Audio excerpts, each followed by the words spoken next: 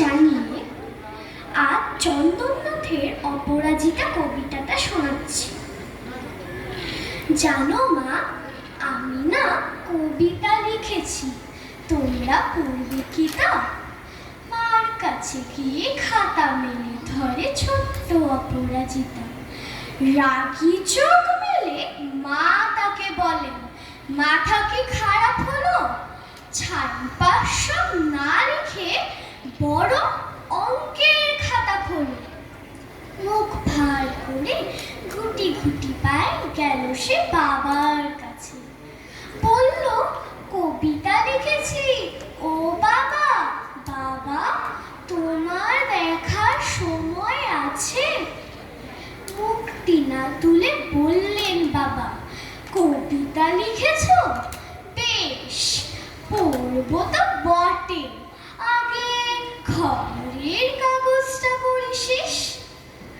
অগত্যা গেল দিদির কাছে, ডাকলো সে, দিদি আয়, দেখ না কেমন ছবিটা এঁকেছি ছোট্ট এ কবিতায়। দিদির দু চোখে টিভির পর্দার ঝলমলে রোশনাই। বলল, কবিতা তুই লিখেছিস? ওটা কবিতা না, ওটা ছাই। অপরাজিতার চোখ ছল ছল, বুকে কান্নার ঢেউ। তার লেখা এই প্রথম কবিতা দেখল না পড়ে কেউ।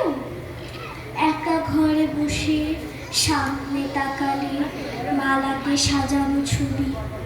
স্নিগ্ধ দু চোখে রয়েছেন যে সহজ পাঠের কবি। কবিতার খাতা মেলে সে ধরল, ঠোঁট দুটো থর থর।